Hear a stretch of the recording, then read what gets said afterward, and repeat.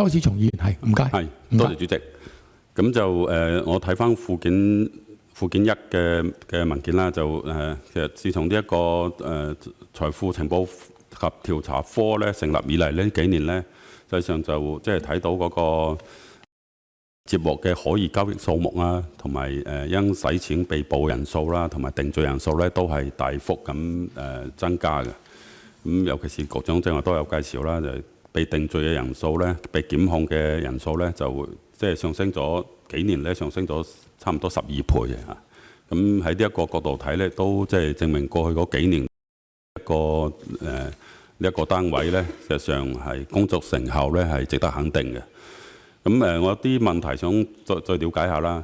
因為我睇翻即係我整合咗啲附件一嗰幾個數字咧，就睇得到咧，2025年嘅時候咧，就接獲嘅可疑交易嘅報告數目咧係同24年相比咧係多咗接近30%嘅，多咗30%到啦嚇。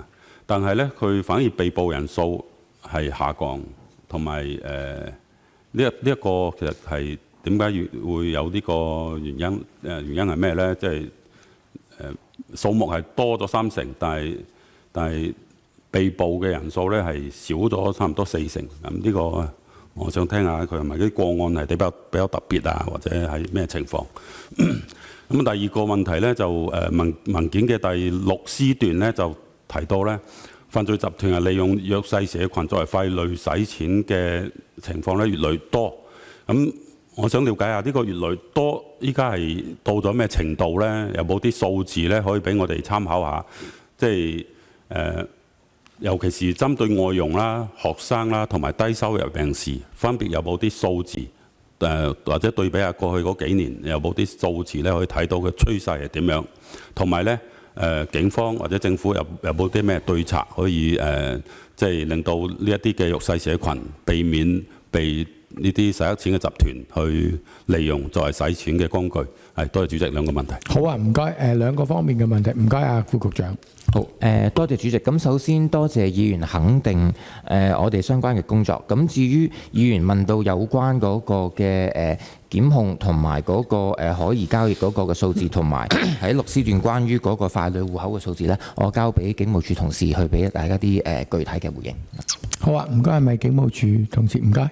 係，多謝主席，多謝周議員嘅提問。咁首先冇錯，周議員講得好啱。咁舊年嗰個可疑交易報告咧，係的確係有大幅上升，咁上升到19萬。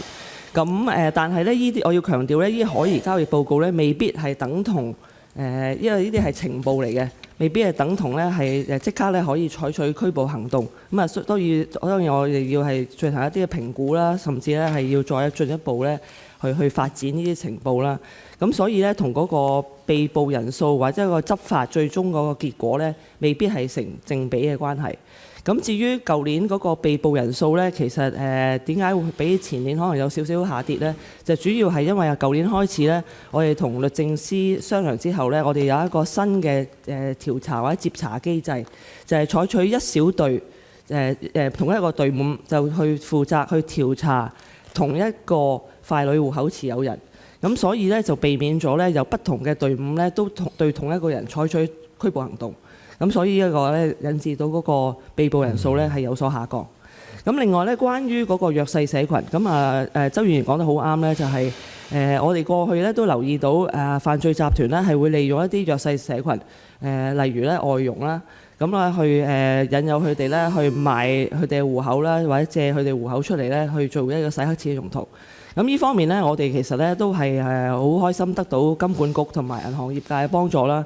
咁我哋喺舊年咧都採取咗一啲針對性嘅宣傳行動，包括咧係連埋咧係有關嘅領事館嘅人員咧，去同一啲弱勢社群啦或者外傭咧去解釋翻咧喺香港如果進行洗黑錢活動咧，係個後果係非常之嚴重嘅。另外喺行動上咧，我哋最近咧都有採取一啲拘捕行動，就係針對一啲利用啲外傭去進行洗黑錢嘅團伙，咁我哋都拉咗人嘅。好，唔該主席。係周議員補充一句，即係其實我頭先想問下咧，佢呢過去嗰3年針對啲外傭啊、學生啊或者低收入人士，有冇啲數字可以俾我哋睇到一個趨勢，係咪越來越嚴重咧？呢個如果依家提供唔到咧，可唔可以事後補充啲資料俾我哋？好啊，睇下警方可唔可以，就算而家冇，可唔可以事後會補充到啊？主席多謝晒。咁我哋就冇備存針對特別群組嘅一啲整體嘅數字，不過我哋個別行動咧可以俾翻立法會。唔該晒。好。